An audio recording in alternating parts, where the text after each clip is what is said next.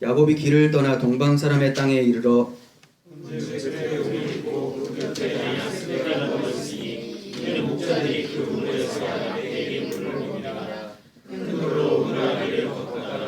모든 때가 모이면 그들이 우물 아기에서 돌을 옮기고 그 양떼에게 물을 먹이고는 우물 아기 그 자리에 다시 그 돌을 덮더라. 야곱이 그들에게 이르되 내 형제가 어디서 왔느냐? 그들이 이르되 하란에서 왔노라. 야곱이 그들에게 이르되 너희가 나홀의 손자 라반을 아느냐? 그들이 이르되 아노라. 야곱이 그들에게 이르되 그가 평안하냐? 그들이 평안하니라. 그가 라헬이 지금 양을 몰고 오니라. 야곱이 이르되 해가 아직 높은즉 가축 모일 때가 아니니 양에게 물을 먹이고 가서 풀을 뜯게 하라. 그들이 이르되 우리가 그래야지 못하겠노라. 때가 다 보이고 목자들이 우물 아기에서 돌을 옮겨야 우리가 양에게 물을 먹이나라. 야곱이 그들과 말하는 동안에 라헬이 그의 아버지의 양과 함께 오니 그가 그의 양들을 치고 있었기 때문이더라. 야곱이 그의 삼촌 라반의 딸 라헬과 그의 삼촌의 양을 모으다가 우물 아기에서 돌을 옮기고 그의 삼촌 라반의 양들에게 물을 먹이고 그가 라헬에게 입맞추고 소리내어 울며 그에게 자기가 그의 아버지의 생질이요 육가의 아들된 말하였더니 라헬이 달려가서 그 아버지에게 알리매 라반이 그의 생질 야곱의 소식을 듣고 달려와서 그를 영접하고 안고 입맞추며 자기의 집으로 인도하여 드리니 야곱이 자기의 모든 일을 라반에게 말하매 라반이 이르되 너는 참으로 내 일을 믿어라 하였다. 야곱이 한 달을 그와 함께 거주하더니 라반이 야곱에게 이르되 내가 비록 내 생질이나 어찌 그저 내 일을 하겠느냐? 내 품삯을 어떻게 할지 내게 말하라. 야곱에게 떠나있으니 언니의 이름을 레아요 아와의 이름은 라헬이라. 레아는 시력이 약하고 라헬은 곱고 아리따우니 야곱이 라헬을 더 사랑함으로 대답하되 내가 외삼촌의 작은 딸 라헬을 위하여 외삼촌에게 시련을 섬기리이다. 라반이 이르되 그를 내게 주는 것이 타인에게 주는 것보다 나으니 나와 함께 있으라. 야곱이 라헬을 위하여 7년 동안 라반을 섬겼으나 그를 사랑하는 까닭에 7년을 며칠같이 여겼더라. 아멘. 네, 우리가 지난 시간에 28장을 살펴봤는데요. 28장의 내용이 그랬었죠. 그 형과 아버지를 속이고 야곱이 장자의 축복을 받아서 이제 떠나게 돼요. 장자의 축복을 받았는데 떵떵거리면서 살 수 있으면 좋을 텐데 마치 그럴 것 같은데 오히려 형이 죽이고자 해서 도망을 가게 됩니다. 장자의 삶과는 걸맞지 않게 도망자 신세가 되어서 하란으로 가는 중에 베델이라는 곳에 이르러서 잠이 들게 돼서 꿈을 꾸게 돼요. 그때 꾼 꿈이 사닥다리 환상이었죠. 하늘로부터 사다리가 내려와서 천사가 그 위로 오르락내리락 하는 것을 보게 됐어요. 이건 하나님께 향하는 길이 열렸다라는 것을 의미합니다. 그러니까 하나님께 향하는 길이 열렸다라는 것은 하나님과 인간 사이의 중보자, 즉 메시아가 이 땅 가운데 오신다라는 것을 의미하는 거였죠. 그러니까 메시아 언약과 굉장히 비슷하고 메시아 언약의 시각화라고 볼 수가 있습니다. 그래서 사닥다리의 꿈에 이어서 하나님이 직접 야곱에게 메시아 언약을 해주시는 것까지 나오고 있어요. 그 언약의 내용이 무엇이었죠? 내가 누운 땅을 내가 너와 내 자손에게 주겠다. 그리고 내 자손이 많아지리라. 내 자손으로 인하여 모든 족속이 복을 받으리라. 이게 메시아 언약이었죠. 그러니까 이 자손을 통해서 많은 자손이 생겨난다. 네, 야곱을 통해서 많은 자손이 생겨난다. 즉 예수 그리스도께서 야곱의 자손으로 오셔서 교회들을 형성시킨다라는 메시아 언약을 담고 있었어요. 이 내용은 아브라함과 이삭과 야곱에게 동일하게 주어진 메시아 언약이었어요. 하나님은 이 언약을 이루시기까지 절대로 야곱을 떠나지 않고 함께 하시겠다라고 약속을 해주세요. 그건 야곱이 괜찮은 사람이라서가 아니라 하나님 자신의 언약을 이루시기 위해서 부족한 야곱을 연단시켜 가시면서 마침내 언약의 사람이 되도록 만들어 가신다는 거예요. 그리고 그 결과 야곱이 언약의 중요성을 한참 후에 깨닫게 되고 임종하는 것이 야곱의 인생이에요. 그러니까 야곱은 처음에는 굉장히 불편한 상태로 시작이 돼요. 하나님의 마음에 쏙 들지도 않고 강도와 같이 속이는 자로 존재를 하지만 하나님께서 그를 찾아가셔서 언약해 주시고 그를 언약에 걸맞는 사람으로 만들어 가신다는 거죠. 이건 단지 윤리 도덕적으로 뛰어난 사람이라고 말씀드리는 것이 아니라 하나님의 언약을 붙잡고 세상에 연연해하지 않고 세상을 초월하면서 하나님 말씀만 붙들고 나아가는 사람으로 만드신다라는 거예요. 근데 안타깝게도 이러한 모습이 야곱에 굉장히 늦게 나타납니다. 야복나루에서 허벅지 관절을 치고 나서 쩔뚝거리면서 그러면서도 정신을 못 차리고 있다가 나중에 애굽으로 내려갈 때쯤에 자기의 인생이 험악한 세월을 보냈다라고 바로 앞에서 고백하는 것을 통해서 내가 하나님을 떠나서 이렇게 험악한 삶을 살았다는 걸 고백하고 이제 결국은 하나님만이 나의 소망이다라는 것을 알고 인생을 마감한다라는 거죠. 사닥다리 환상과 언약을 받은 야곱이 꿈을 깬 후에 자신이 도망자 신세지만 홀로 남은 것이 아니라 하나님이 여기에도 함께 계시다라는 것을 깨닫게 되고 그곳 이름을 베델이라고 이름을 짓습니다. 하나님의 집이라는 이름이죠. 하나님은 나그네 여정을 시작하는 야곱에게 메시아 언약을 주심으로써 하나님이 어디로 가든지 늘 동행하고 함께 하신다라는 것을 말씀해 주시고 그의 길을 걸어가도록 만들어 주신 거예요. 성도는 비록 도망자 신세 같고 초라해 보이고 나그네와 같을지라도 광야 같은 인생길에서 오직 하나님의 약속만을 붙들면서 살아가야 되는 것이 성도라는 것을 말씀을 통해서 28장을 통해서 우리가 보게 되었습니다. 오늘은 그 이후에 일어난 일인데 이제 약속을 받아 힘을 얻은 야곱이 하란으로 가서 부모님이 지시한 신부를 맞이하는 내용을 담고 있어요. 제산이라고는 유일하게 기름 한 병뿐이었는데 그 기름을 어떻게 했습니까? 이곳이 베델이구나 하면서 그 돌에다가 다 쏟아 부었어요. 그러니까 이제 어떻게 됐습니까? 너무 은혜를 받은 나머지 다 쏟아 부으니까 이제 거지 상태인 거죠. 빈털터리 상태예요. 막막한 광야길을 걸어가는데 결국은 하란으로 도착하게 됩니다. 어떻게 도착했을까요? 하나님의 은혜인 거죠. 하나님의 함께하심을 통해서 그가 무사히 우여곡절 끝에 도착을 하게 됩니다. 그런데 여기서부터 참 골치예요. 하란으로 도착은 했는데 외삼촌 라반의 집을 찾는 것이 쉽지가 않습니다. 요즘 같으면 내비게이션을 켜거나 지도 어플을 통해서 충분히 찾아갈 수가 있는데 이때 사람을 만나서 물어가야 되는 것이 이 사람의 상태였어요. 그런데 더 힘든 건 뭐냐면 라반이 주소가 없는 사람이에요. 유목민이라는 거죠. 언제든지 옮겨갈 수 있는 사람이라는 거죠. 그러니까 야곱이 무사히 라반의 집을 찾아갔다라는 것은 참 힘든 일이고 신기한 일이죠. 하지만 하나님은 당신의 백성을 통해서 당신의 뜻을 이루시기 때문에 그의 걸음을 인도해 내신다라는 거예요. 사람이 마음으로 자기의 길을 계획할지라도 그 걸음을 인도하시는 분은 하나님이시라고 말씀을 하시고 계시죠.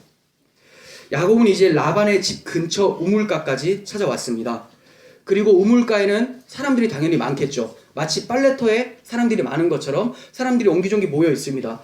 그 사람들에게 가서 너희가 라반을 아느냐라고 했더니 우리가 라반을 안다는 거예요. 그리고 마침 라반의 딸 라헬이 양을 이끌고 이리로 오기로 했다 이렇게 말을 하는 거죠. 드디어 라반의 딸이 양떼를 몰고 오고 있습니다. 야곱은 라헬을 혼자 만나고 싶어서 그런지 이 목동들에게 빨리 양들에게 물을 먹이고 다시 풀을 뜯게 해야 되는 거 아닌가 이렇게 얘기를 해요. 갑자기 이런 얘기를 하는 거 보면 라헬을 혼자 맞이하고 싶은 것 같아요. 그런데 이 사람들이 눈치 없게 우리가 다 모여야지만 물을 먹일 수 있다. 왜냐하면 돌이 너무 무겁기 때문에 다 모여서 한 번에 옮기고 물을 먹이고 다시 닫아야 된다. 그러니까 우리는 기다리겠다 이렇게 얘기를 하는 거죠. 결국 라헬이 도착해 버렸습니다. 야곱이 돌을 옮겨서 라헬의 양들에게 물을 먹게 합니다. 기사도 정신이 발휘된 것 같아요. 여기 다른 친구들하고 같이 했다라는 소식은 보이지 않고 야곱이 한 것 같아요. 뭐 힘을 과시하는 건지 모르겠지만 라헬의 양들에게 물을 먹게 하고 자기가 리브가의 아들이라는 것을 얘기를 합니다. 그러니까 라헬이 우리 친척 관계잖아요. 그래서 자기 아버지한테 달려가서 우리 친척 야곱이라는 사람이 와 있습니다 라고 말했더니 라반이 달려와서 그를 영접해 주는 거예요. 그래서 그의 집에서 한 달 정도 사는데 무보수로 열심히 일을 했어요. 삼촌을 도와서 열심히 일을 했던 거죠. 그런데 라반이 생각해 보니까 이게 좀 경우가 아닌 것 같아요. 여기까지는 라반이 좀 괜찮은 사람처럼 보여요. 뒤에 보시면 속임수의 대마왕인데 지금까지는 괜찮은 것 같아요. 그래서 말을 하기를 어떻게 네가 내 조카라도 무보수로 일하겠느냐? 네가 품삯을 정해라 이렇게 얘기를 합니다. 그러자 야곱이 라헬을 사랑했기 때문에 7년 동안 내가 일을 할 테니 라헬을 주십시오. 이렇게 얘기를 해요. 7년 동안. 왜 이렇게 길게 일을 할까요? 고대 서남아시아 지역에서 여자들도 일을 했습니다. 집안일을 많이 도왔었어요. 그러니까 결혼하게 되면 일손이 부족해지죠. 그러니까 그 사람의 일당이라기보다 그 사람의 몸값을 남편이 다 부모님에게 지불을 해야 되는 상황이에요. 근데 지금 야곱은 돈이 있습니까? 기름은 배달에 다 쏟아붓고 거지 상태로 와서 일을 하는 거죠. 그러니까 7년 정도 일을 해야 된다고 얘기를 하는 거죠. 하지만 그 7년을 야곱이 어떻게 여겼다고요? 라헬을 사랑했기 때문에 7년을 며칠처럼 여겼다. 참 로맨티스트죠. 네, 이게 너무나 사랑해서 며칠같이 짧게 느끼면서 열심히 일을 했습니다. 야곱이 언니 레아보다 라헬을 너무나 사랑했기 때문에 그렇게 열심히 일을 한 것을 볼 수가 있어요. 근데 왜 이렇게 레아보다 라헬을 사랑했을까? 17절을 보면 좀 힌트가 나오는데 레아는 시력이 약하고 라헬은 곱고 아리따웠다 이렇게 얘기를 해요. 눈이 안 좋다 이렇게 볼 수도 있는데 새 번역에서 보면 레아는 눈매가 부드러웠으며 약간 반달눈, 눈꼬리에 좀 처져 있는 이런 눈이었을 것 같기도 해요. 또 어떤 신학자들은 시력이 약하다 이렇게 보기도 해요. 그러니까 뭐 눈 침침하니까 이렇게 쳐다보고 하니까 좀 외모가 별로였을 수도 있고. 근데 라헬은 어떻게 얘기합니까? 몸매가 아름답고 용모도 예뻤다 이렇게 표현을 하고 있어요. 새 번역에서. 그러니까 라헬이 훨씬 예뻤던 것 같고 야곱이 첫눈에 반한 것 같아요. 그러니까 돌도 번쩍 들어가지고 옮겨가지고 물도 먹이고 뭐 그런 거 아니겠습니까? 아무튼 이건 그렇게 중요한 건 아닙니다. 야곱과 라헬이 만남의 시작이 어디였는지 아세요? 어디에 모여 있었죠? 사람들이 우물가였죠. 이 우물가라는 것은 성경에서 주로 사랑이 시작되는 장소라는 것을 보게 돼요. 우물가에서 사랑이 싹터요. 그러니까 지금 많이 진짜 봤는데 기독교인들 중에서도 지금 물가로 가야지 하나님의 사람을 만날 수가 있다라고 하면서 바닷가 가고 막 이런 사단 나죠. 바닷가 가면. 우리나라는 예전에 주로 물레방앗간에서 이런 사랑이 이루어졌었죠. 요즘에는 청계천, 그죠? 하여튼 물과 연관이 있어요. 왜 그럴까요? 낭만적이고 뭐 운치 있고 이래서였겠죠. 그렇지만 우물가는 그것 때문에 중요한 사랑의 장소가 아니라는 거예요. 하나님께서 특별히 우물가라는 장치를 통해서 구원의 메시지를 보여주고 계신다는 거예요. 그러니까 낭만적인 장소를 얘기하는 게 아니에요. 우물 퍼는 데가 뭐가 낭만적입니까? 사람들 우르르 모여서 양 똥 싸고 그런 데인데 그 뭔가 의미가 있다라는 거예요. 먼저 야곱과 라헬이 만난 배경을 생각해 보시면 야곱은 사람들이 주로 모이는 장소가 우물가니까 거기 가야지 정보를 제공받을 수 있다고 생각을 했겠죠. 무턱대고 어디를 찾아갈 수 없으니까 여기 사람 많으니까 내가 이 사람들한테 물어봐야 되겠다. 그냥 간 거예요. 하지만 라헬은 아무것도 모르고 평상시대로 양들에게 물을 먹이기 위해서 우물로 간 거죠.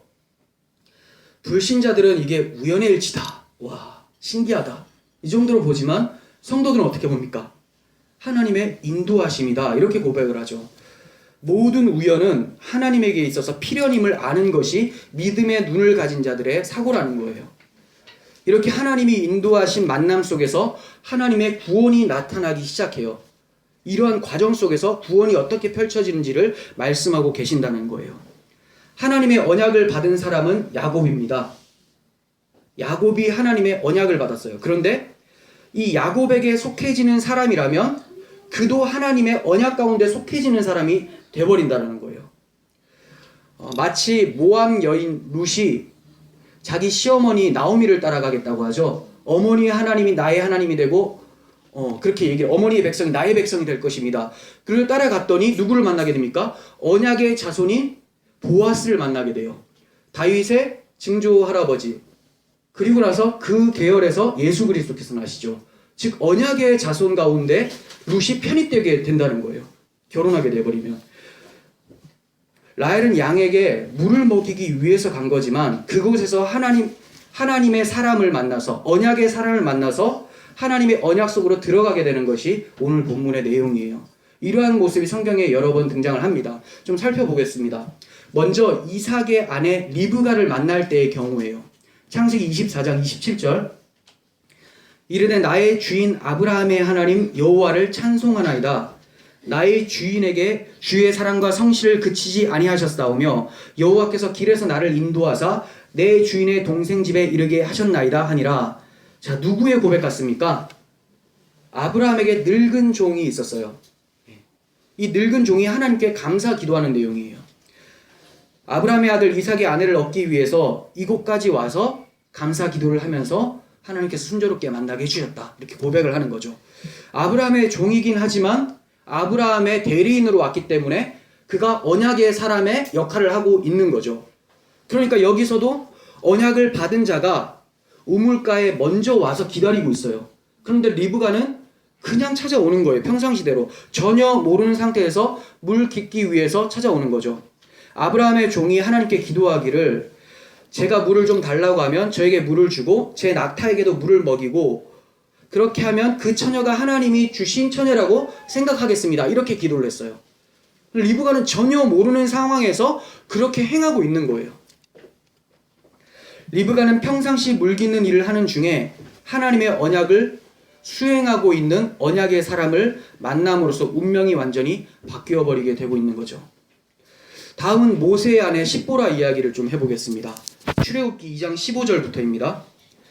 바로가 이 일을 듣고, 자, 모세가 애굽 사람을 쳐 죽인 사건을 얘기를 하는 거예요. 바로가 이 일을 듣고 모세를 죽이고자 하여 찾는지라. 모세가 바로의 낯을 피하여 미디안 땅에 머물며 하루는 우물 곁에 앉았더라. 여기서도 우물이 등장하죠.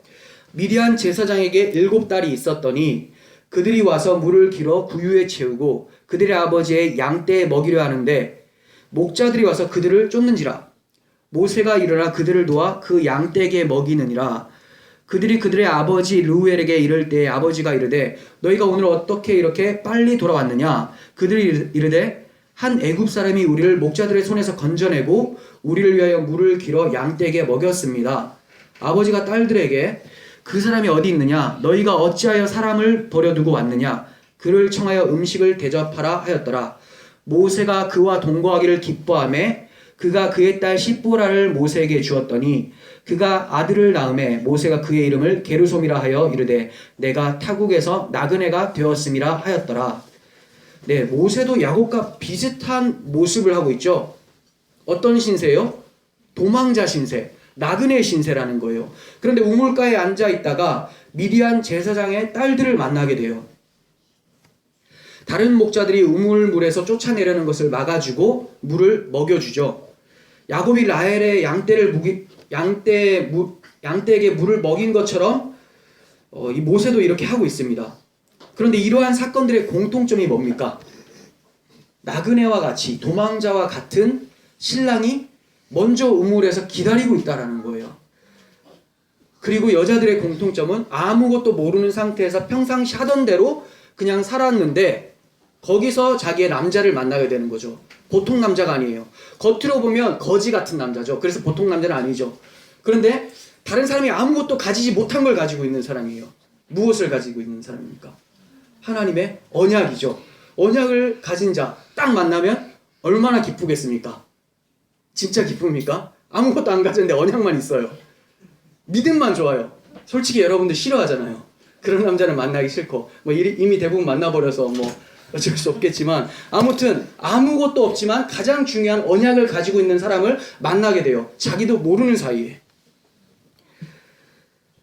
하나님의 언약 속에 들어가리라는 것은 생각도 못했는데 놀랍게도 그 자리에서 하나님의 언약을 받은 사람이 먼저 와서 기다리고 있다는 거예요. 우리들이 이 여인들과 같다는 겁니다. 우리도 다 동일하게 생존을 위해서 삶의 각처에서 세상의 우물들을 파면서 살아갔던 사람들이었어요. 하나님에게는 관심조차 없었고 그냥 사니까 사는 거고 죽지 못해 사는 거고 목숨이 붙어 있으니까 열심히 살았던 사람들이죠. 그런데 어느 날 갑자기 우리에게 주님이 찾아오신 거예요. 먼저 다가오신 거죠. 우리가 주님을 먼저 찾은 게 아니에요. 주님이 기다리고 계셨던 거예요. 생각지도 못했던 사람을 통해서, 아니면 생각지도 못했던 상황이나 장소에서 평상시 늘 내 육신의 만족을 위해서 살았던 내 모습 속에서 하나님께서는 비범한 예수 그리스도를 먼저 보내주셨다는 거죠. 우리가 원해서 된 것이 아닙니다. 우리는 원할 수조차 없는 사람들이었어요. 하나님을 즐거워하지 않는 인생이었기 때문에 하나님의 대적자로서 살아가고 있었습니다. 그저 물이나 쉽게 길러오고 양떼에게 물이나 잘 먹일 수 있으면 좋다고 생각하는 것이 보통 사람들의 생각이에요. 우리도 그냥 돈 많이 벌고 명예 있었으면 좋겠고 건강한 상태로 아름다운 가정 이루어서 잘 살자, 이게 목적인데, 하나님께서는 별 거지 같은 사람을 만나게 하시고 그곳에서 구원을 발생시킨다라는 거죠. 그 거지 같은 사람이 바로 예수님이라는 거예요. 굉장히 초라해 보여요. 세상 사람들이 볼 때는 눈을 돌려버립니다. 볼품이 없어요. 그래서 이사야 53장에서도 너무 초라해 보여서 사람들이 다 눈을 돌렸다라고 얘기를 해요. 그런데 그 예수님이 나의 신랑처럼 다가오게 된 거죠. 예수님을 만나기 전에는 우리들의 씨름은 성공이었어요. 어떻게 하면 고지를 점령해서 그곳에서 찬양을 받으면서 살아갈까를 생각했던 사람들인 거죠. 그게 바로 하나님 없는 사람들의 유일한 기쁨이기 때문에 그렇습니다. 하지만 그러한 기쁨은 참된 기쁨이 아니기 때문에 금세 다시 목마름이 찾아와요. 어제 물을 길었지만 오늘 또 물을 기르러 가야 되는 것이 현실이에요. 어느 날에는 많이 길었다고 좋아해요. 그걸 바로 성공이라고 하죠. 하지만 시간이 지나면 물통에는 물이 비워지게 되죠. 하지만 예수님을 만나고 나서 언약의 백성이 된 지금은 세상의 우물을 바라보고 있지 않습니다. 그곳에서 퍼올리는 물이 목마름을 해결해 줄 수 없다는 것을 알고 유일한 해결이신 예수 그리스도만을 붙잡고 영적으로 목마름을 해결하면서 살아가는 것이 우리들의 인생이에요. 정말 그렇습니까? 정말 그렇게 돼야 돼요. 이게 원래 FM이에요. 예수라는 영적 생명수를 마셨다면 이제 금세 없어져 버리는 터진 웅덩이와 같은 것은 쳐다보지 않아야 되는데, 참 안타깝게도 기독교인들이 너무나 약해졌다는 건 다른 게 아니에요. 복음을 잊어버려서, 복음에 상실을 해버려서, 성령을 소멸해버려서 세상의 그 우물을 마치 생명수라고 하면서 계속 퍼나른다라는 거죠. 알다백이죠. 근육통. 왜 그렇습니까? 오늘 퍼도 내일 또 가야 되거든요. 예수님은 먼저 찾아와서 우리에게 물을 먹여주시는 분이에요. 이제 우리들의 씨름은 물 깃는 씨름이 아니라 우물을 떠나는 씨름이에요. 생명수 강가에서 발걸음을 재촉하고 그곳에서 우리의 생명수를 먹는 사람들이라는 거죠. 세상이라는 우물을 떠나는 것이 우리들의 씨름입니다. 하나님께서 믿음의 조상 아브라함을 부르실 때에도 가장 먼저 하신 말씀이 뭡니까? 내가 내 고향과 친척과 아버지의 집을 떠나 내가 지시할 땅으로 가라. 두 가지가 한 번에 들어와요. 내가 익숙하던 그곳에서 떠나서 지시할 땅으로 가라. 네. 지시할 땅으로 가게 되면 당연히 이것을 놓고 가게 되죠. 뭐 하나 가져갔어요. 그래서 굉장히 힘들어졌습니다. 뭡니까? 롯을 데려갔죠. 굉장히 어려워졌어요. 소돔과 고모라 땅을 위해서 기도도 하게 되고 여러 가지 목자들끼리 싸워서 갈라지게 되고 다 놓고 나와야 되는데 데리고 나왔다라는 거죠.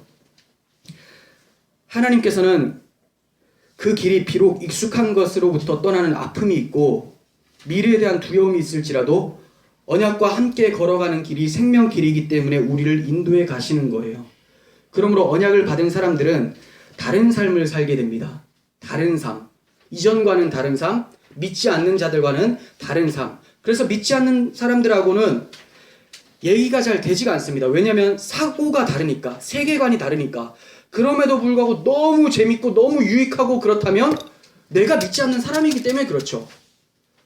그러니까 우리는 내가 왜 이 믿지 않는 사람들하고 어울리는데 너무나 기쁠까? 이것에 대해서 의심해 봐야 되는 거고, 믿지 않는 사람들에게 우리가 유일하게 접근하는 목적이 뭐냐면 우리가 만난 그 생수를 설명해주고 전해주는 것. 계속해서 알배고 너무 힘든 고된 삶을 살아가고 있는데 이제 먼저 생수가 찾아오셔서 그 생수로 해결할 수 있는 그 근원을 설명해주는 것이 우리의 목적이라는 거예요. 그러니까 모든 인생들의 삶, 성도들의 인생들의 삶은 다 전도의 삶이 되는 거죠. 전도사만 전도하는 게 아니죠. 물론 전도사가 제일 전도를 안 하는데 성도는 다 전도사의 역할을 하는 거예요. 언약을 받고서도 다른 삶을 살아가는 것은 그렇게 쉽지만은 않습니다. 야곱의 언약에 포함된 라헬과 레아 그리고 그 두 종 누구죠? 비라와 실바, 이 네 사람을 통해서도 그렇게 쉽게 변하지 않는 모습을 발견하게 돼요. 계속해서 자기들의 생존 경쟁을 하면서 살아갑니다. 어떻게 생존 경쟁을 합니까? 이 당시에 가장 칭찬받을 수 있는 여인들의 그 결과물이 뭡니까? 자식이죠. 자식 낳기 경쟁. 예. 지금으로 따지면 돈 벌기 경쟁, 명예 찾기 경쟁이에요. 야곱도 뭐 동일합니다. 하지만 두려워하지 않을 것은 이렇게 살고 있는 자들에게 하나님이 변화시켜 가신다라는 거예요. 어떠한 방법으로요? 그렇게 고생하면서 견디고 끌어모았었던 그 모든 재물들, 이것들을 다 사라지게 하시면서 변화시켜 가신다라는 거예요. 반갑지 않지 않습니까? 우리가 그토록 열심히 내 소망이라고 생각했던 거 다 꽉꽉 쥐고 있었는데 하나님이 다 박살내시고 거지로 만든 상태에서 야곱과 같이 기름 하나 남은 것까지 고백으로 드리게 만들어 버리고 바꾸어 가신다라는 거죠. 나중에 야곱은 제대로 걷지도 못하는 사람이 돼요. 환도뼈 맞아가지고 지팡이 없으면 걷지도 못해요. 이 상태에서 생명이 시작되는 거예요. 우리가 의지하고 있던 것들이 하나씩 사라져갈 때 찬양할 수 있는 신앙이 될 수 있었으면 좋겠습니다. 우리에게 정말 필요한 것은 우물물이 아니라 생명수입니다. 구약의 우물은 주로 율법을 상징을 해요. 왜 그렇습니까? 계속해서 퍼나르는 나의 행위이기 때문에 그래요. 아무리 율법을 지켜보려고 해도 그 율법에 의해 미치지 못하는 것이 타락한 인간들의 모습이에요. 타락한 인간들의 생존 본능 자체가 우물에서 물 퍼는 거예요. 율법 지키면서 하나님 앞에 의롭게 되려고 하는 거죠. 하나님이 아닌 자신을 의지하는 거죠. 우물물이 마르거나 그 우물을 마셔도 목마르게 되는 것이 바로 자신을 의지하는 자들의 반복되는 결과입니다. 하지만 하나님을 의지하는 자는 그냥 우물이 아니라 구원의 우물에서 물을 마시게 된 자예요.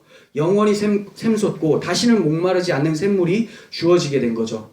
우리에게 필요한 우물들은 바로 이러한 우물이에요. 이것을 성경에서 이렇게 설명하고 있습니다. 천천히 살펴보겠습니다. 이사야 12장 2절과 3절. 보라, 하나님은 나의 구원이시라. 내가 신뢰하고 두려움이 없으리니 주 여호와는 나의 힘이시며 나의 노래시며 나의 구원이심이라. 그러므로 너희가 기쁨으로 구원의 우물들에서 물을 기르리로다. 자, 구원의 우물에서 물을 깃는다고 합니다. 구원의 우물이 있는 자는 특징이 있어요. 두려워하지를 않아요. 왜 그렇습니까? 주님이 힘이고 노래고 구원이시기 때문에. 그래서 물을 기를 때도 힘들여 깃지 않고 기쁨으로 깃는다고 얘기를 해요. 너무나 기쁜 나머지, 근데 율법은 어떻게 됩니까? 너무나 힘든 나머지 짐이 되어서 깃게 되죠. 근데 하나님을 찾는 사람들은 하나님 찾는 것이 기뻐요. 그러니까 억지로 찾는 것이 아니라 그분이 너무나 기쁘기 때문에 주를 찾는 거죠. 이게 바로 복음이에요. 너무나 쉽게 생명수의 강가에 물을 마실 수 있게 되기 때문에 그렇습니다. 이사야 49장 10절. 그들이 줄이거나 목마르지 아니할 것은 더위나 볕이 그들을 상하지 아니하리니 이는 그들을 긍휼히 여기는 이가 그들을 이끌되 샘물 근원으로 인도할 것임이라. 네. 줄이거나 목마르지 않는다. 네. 그러면 그 전 상태는 줄이고 목마른 상태라는 거죠. 하나님을 찾기 전에는 다 줄이고 목마른 상태예요. 근데 사람들은 그 하나님을 찾았을 때 그것이 사라지는데 그 물을 몰라요. 그렇기 때문에 하나님을 찾지는 않죠. 하나님이 그 생명수라는 걸 알지 못해요. 근데 뭐라고 합니까? 샘물 근원으로 인도하신다라고 하죠. 네, 구원으로 인도한다는 거예요. 지금 이 말씀이 주어진 배경이 포로로 잡혀간 그들을 인도하신다라는 내용입니다. 포로로 잡혀간 그들을 인도하시겠다. 그런데 생명 근원으로 인도하신다라고 하죠. 그러니까 생명 근원이 바로 다시 하나님 품으로 돌아오게 하는 것. 이게 생명 근원이고 구원이라는 말이에요. 그럼 구원의 샘물을 어떻게 마실까요? 어떻게 하나님 품으로 들어가게 됩니까? 이걸 이사야 55장 1절. 오라 너희 목마른 자들아 물로 나오라. 돈 없는 자도 오라. 너희는 와서 사 먹되 돈 없이 값 없이 와서 포도주와 젖을 사라. 네, 목마른 자들아 물로 나오라. 예, 물을 아니까 물로 나오라고 하는 거예요. 근데 사람들은 그 물을 싫어해요. 하나님을 싫어하는 거죠. 왜냐하면 하나님은 공짜로 주니까. 근데 사람들은 자기 노력으로 받는 걸 좋아해요. 그게 안 창피하다고 생각하기 때문에. 그런데 하나님 앞에서 자기 노력을 내밀면 바로 그게 창피함으로 바뀌게 됩니다. 하나님은 물로 나오라라고 하는데 돈 없는 자도 오라고 하고 사 먹되 돈 없이 값없이 먹으라 이렇게 얘기를 해요. 근데 이상한 말씀하세요. 돈 없이 값없이라고 하는데 왜 사 먹으라고 하는 건가? 공짜가 아니라는 겁니다. 원래 이게 가치 없는 것이 아니라는 거예요. 누군가 사놨으니까 거저 주겠다라는 거죠. 죄의 값은 죽음입니다. 근데 그 죽음의 값을 예수님께서 십자가에서 대속해 주셨기 때문에 이제 너희들은 주님의 긍휼로 인해서 그냥 와서 먹어라 이 얘기예요. 주님께서 다 사버렸다. 그냥 먹어라. 그래서 계시록에서 주님이 이루었도다. 나는 알파와 오메가요 처음과 마지막이라. 내가 생명수 샘물을 목마른 자에게 값없이 주겠다. 이렇게 말씀해 주시는 거예요. 우리들에게 필요한 우물은 구원의 우물입니다. 평소대로 세상 우물을 파고 있던 그곳에서 어느 날 갑자기 생명의 우물이신 주님을 만나게 된 거예요. 주님이 먼저 기다리고 계셨기 때문에 만나게 되는 거죠. 생각나는 게 있지 않습니까? 요한복음 4장에 보면 사마리아 여인이 예수님을 만나게 돼요. 유대인들이 지나가지 않는 사마리아 땅을 주님께서 굳이 제자들에게 내가 기어코 반드시 이곳을 통과해야 되겠는지라 이렇게 말씀하면서 시작이 되는 거죠. 물론 주님의 말씀이 아니라 지면이 그렇게 나와 있어요. 반드시 통과해야 되겠는지라. 왜 그렇습니까? 거기에 주님의 목적이 있었기 때문에. 통과 자체가 목적이 아니라 통과하는 길 가운데 사마리아 여인을 만나야 되기 때문에 그렇습니다. 사마리아 여인이 어떤 여자입니까? 죄로 물든 여자였죠. 남편이 여러 번 바뀌고 늘 갈급한 상태에서 그 모습을 그대로 표현한 것이 우물 깃는 모습이에요. 또 퍼고 또 퍼고. 남편이 없는 사람, 지금도 자기 남편이 아니에요. 살고 있는 사람도 자기 남편이 아니라고 합니다. 근데 주님께서 진짜 신랑으로 나타나 버리신 거죠. 먼저 기다리고 계신 거예요. 그리고 그가 우물물을 퍼고 있는데 주님께서 이 우물물이 아니라 내가 생수를 주겠다. 휘도르라고 하는 움직이는 생명수를 주겠다. 이렇게 얘기하시는 거예요. 여자가 생수가 어디 있습니까? 그렇죠. 우물밖에 없는데, 고여있는 물밖에 없는데 생수가 어디냐고 물어봐요. 나를 먹는 자는 목마르지 않는다라고 하면서 내가 너에게 생명수를 준다고 얘기를 하세요. 바로 진짜 남편을 만나게 된 거고 이제 우물이 아니라 생명수를 만나게 된 것이죠. 이것을 만난 여자는 너무나 기쁜 나머지 사람들에게 가서 이 생명수를 전합니다. 이게 우물의 기적을 만난 사람들의 반응인 거예요. 여러분들이 진짜 생명수이신 예수 그리스도를 만났다면 그냥 나가게 되는 거죠. 내가 생명수를 만났다. 이제 그 집 그만하자. 내가 이제 우물물을 파면서 너무나 힘들었는데 이제 우리 다 그만하고 생명수로 나아가자. 이걸 전하게 되는 거예요. 이게 바로 성도의 삶인 것입니다. 야곱이 우물에서 기다리던 것처럼 주님이 먼저 우리를 찾아오셔서 세상의 우물로 인해 지쳐있던 우리를 생명수로 인도해 주셨어요. 그런데 언제부터인가 우리에게 그 생명수가 보이지 않고 세상의 우물이 다시 보이기 시작했어요. 계속해서 말라버리는 그 우물을 쫓아 살고 있는 모습을 발견하게 됩니다. 그러면서 우리는 말하기를 나는 믿음이 연약해서 육신 때문에 연약해서 그렇다. 그런데 이러한 핑계에 하나님은 진노하고 계신다는 것을 아셔야 돼요. 예레미야 2장 13절 보겠습니다. 내 백성이 하나님의 백성한테 얘기하는 거예요. 하나님의 아는 자들. 두 가지 악을 행했다. 그들이 곧 생수의 근원되는 나를 버린 것과 스스로 웅덩이를 판 것인데 그것은 그 물을 가두지 못할 터진 웅덩이들이니라. 두 가지가 함께 같이 옵니다. 생수의 근원되는 나를 버리니까, 하나님을 버리니까 그 갈급함을 채우긴 채워야 되는데 하나님의 공간을 세상의 피조물로 채워보려고 해요. 창조주의 빈 공간을 세상의 것들로 채우려고 하니까 힘만 들지 갈급한 것이 채워지지를 않아요. 그러면서 계속 고된 노동을 하다가 죽어가는 것이 이 이스라엘 백성들의 인생이었어요. 우상 숭배하면서 자기 율법 지키기를 통해서 하나님 앞에 서보려고 했는데 하나님은 그걸 극도로 싫어하셨죠. 터진 웅덩이 판다고 얘기를 하고 있어요. 우리들의 모습이 이 터진 웅덩이를 쫓고 있지는 않은지 다시 한번 돌아봤으면 좋겠습니다. 예레미야 17장 13절 이스라엘의 소망이신 여호와여 무릇 주를 버리는 자는 다 수치를 당할 것이라. 무릇 여호와를 떠나는 자는 흙에 기록되오리니 이는 생수의 근원이신 여호와를 버림이라. 네, 여호와께서 이스라엘의 소망이래요. 이스라엘은 영적으로 하면 교회죠. 여러분들의 소망, 우리들의 소망은 하나님이라고 얘기를 하고 있어요. 근데 그 하나님을 버려버렸어요. 핑계는 뭡니까? 연약해서. 근데 주님께서 뭐라고 합니까? 여호와를 떠나는 자는 흙에 기록된대요. 흙, 하나님을 떠난 상태의 모습, 먼지 같은 모습이죠. 하나님이 그 흙에게 생기를 부어주시니 그가 사람이 됐는데, 우리가 다시 터진 웅덩이, 세상의 우물들을 깃는다면 우리 보고 먼지라고 하는 거예요. 아무 가치 없는 흙이라고 하고 있습니다. 생수의 근원이신 여호와를 버리고 있진 않은지 다시 한번 우리의 모습을 살펴봤으면 좋겠습니다. 연약하다는 핑계로 주를 버리는 죄를 버리시고 다시 생명수이신 예수 그리스도를 간절히 찾는 언약에 편입된 우리들이 되기를 바랍니다. 우리를 먼저 찾아오신 주님, 지금도 먼저 찾고 계신 주님, 우리를 사랑하심으로 7년이 아니라 1000년을 하루같이 기다리시는 주님을 찬양합니다. 기도하겠습니다. 하나님 아버지, 우리에게 먼저 그리스도라는 신랑을 보내주시고 생명수를 보내주셨음에도 그 우물을 마시고 그 생명수를 마셨음에도 불구하고 다시 터진 웅덩이로 우리의 눈이 향하는 것을 보게 됩니다.